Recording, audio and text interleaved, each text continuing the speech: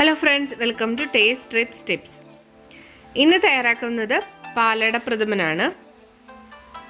Traditional ആയിട്ടുള്ള അതേ രുചിയിൽ തയ്യാറാക്കിയെടുക്കാം. വളരെ പെട്ടെന്ന് തയ്യാറാക്കുന്ന ഒരു റെസിപ്പിയാണ് ഞാൻ ഇവിടെ കാണിക്കുന്നത്. റൈസ് പാലട 200 ഗ്രാം എടുത്തിട്ടുണ്ട്. അത് ഏത് ബ്രാൻഡിൻ്റെ ആയാലും മതി. അതുപോലെ തന്നെ 3 ലിറ്റർ പാല്, 200 ഗ്രാം അടയ്ക്ക് 3 ലിറ്റർ പാലാണ് എടുത്തിരിക്കുന്നത്. 1/4 കപ്പ് പഞ്ചസാര ഒരു ചുവട് കട്ടിയുള്ള പാത്രത്തിലേക്ക് കാരമലൈസ് ചെയ്യുന്നതിനായിട്ട് മാറ്റി വെക്കുക. അതുപോലെ തന്നെ ഈ സമയത്ത് 3 ലിറ്റർ പാല് ചൂടാക്കുന്നതിനായിട്ട് വെച്ചിട്ടുണ്ട്. പഞ്ചസാര ഉരുകി ചെറിയൊരു ബ്രൗൺ കളറായി വരാൻ തുടങ്ങിയിട്ടുണ്ട്. എല്ലാ പഞ്ചസാരയും ഉരുകി ബ്രൗൺ കളറായി കഴിയുമ്പോൾ നമുക്ക് 2 ടേബിൾ സ്പൂൺ ബട്ടർ ചേർത്ത് കൊടുക്കാം. ബട്ടർ ഇല്ലെങ്കിൽ 2 ടേബിൾ സ്പൂൺ നെയ്യ് ചേർത്താലും മതി. ഇത് നല്ലൊരു ഫ്ലേവർ കിട്ടുന്നതിന് വേണ്ടിയിട്ടാണ് ബട്ടർ ചേർത്ത് കൊടുക്കുന്നത്. ഉപ്പില്ലാത്ത ബട്ടറാണ് ഞാനിവിടെ എടുത്തിരിക്കുന്നത്. ബട്ടറെല്ലാം നല്ലതുപോലെ ഉരുകി ചേർന്നിട്ടുണ്ട്. ഇനി ലോ ഫ്ലെയിമിലേക്ക് മാറ്റുക. അതിനുശേഷം ചൂടായ പാല് കുറേശ്ശെയായിട്ട് ചേർത്ത് കൊടുക്കാം. ആദ്യം വളരെ കുറച്ച് പാൽ മാത്രമേ ചേർക്കാവൂ, അല്ലെങ്കിൽ പുക പിടിക്കാനും തീ പിടിക്കാനുമുള്ള സാധ്യതയുണ്ട്. അപ്പോൾ വളരെ കെയർഫുള്ളായിട്ട് വേണം ഈ ഒരു പ്രോസസ്സ് ചെയ്യാൻ.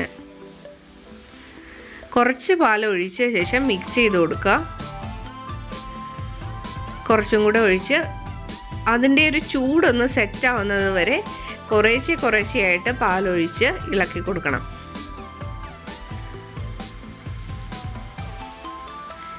ഇനി ചൂടെല്ലാം മാറിയിട്ടുണ്ട്. ഇനി നമുക്ക് ബാക്കിയുള്ള പാലെല്ലാം ഇതിലേക്ക് ചേർത്ത് കൊടുക്കാം. പാലൊഴിക്കുമ്പോൾ കുറച്ച് കാരമലൈസ് ചെയ്ത ഷുഗറെല്ലാം ഒന്ന് കട്ടിയാവും. അത് പതുക്കെ അലിഞ്ഞുകൊള്ളും. സ്പൂൺ കൊണ്ട് ഇളക്കി കൊടുത്താൽ മാത്രം മതി. ബാക്കി പാലും കൂടി ചേർത്ത് കൊടുക്കാം.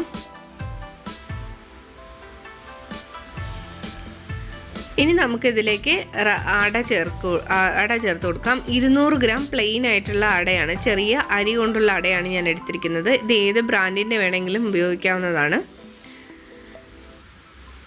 15 മുതൽ 20 മിനിറ്റ് വരെ വേണം അട വെന്ത് വരുന്നതിനായിട്ട്. ഓരോ 2-3 മിനിറ്റ് കൂടുമ്പോഴും ഇതൊന്ന് ഇളക്കി കൊടുക്കണം, അല്ലെങ്കിൽ അടിയിൽ പിടിക്കാനുള്ള സാധ്യതയുണ്ട്.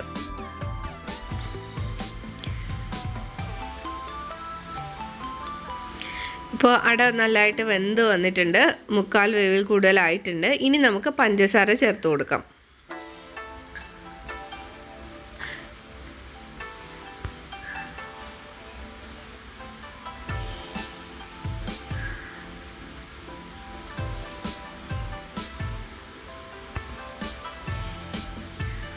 ഇടയ്ക്കിടയ്ക്ക് ഇളക്കാൻ മറന്നു പോകരുത്. പഞ്ചസാര 1.5 കപ്പാണ് ഞാനിവിടെ ചേർക്കുന്നത്. ആകെ 400 ഗ്രാമോളം പഞ്ചസാര ഞാൻ മൊത്തത്തിൽ ഈ പായസത്തിൽ ചേർത്തിട്ടുണ്ട്. ഓരോരുത്തർക്കും മധുരം അനുസരിച്ച് പഞ്ചസാരയുടെ അളവ് ക്രമീകരിക്കാവുന്നതാണ്. അവസാനം 1 നുള്ളു ഉപ്പ് ചേർത്ത് കൊടുക്കുക. 1 നുള്ളു ഉപ്പ് മധുരം ബാലൻസ് ചെയ്യുന്നതിന് വേണ്ടിയിട്ടാണ് ചേർക്കുന്നത്. അത് ഞാൻ വീഡിയോയിൽ വിട്ടുപോയതാണ് കാണിക്കാൻ.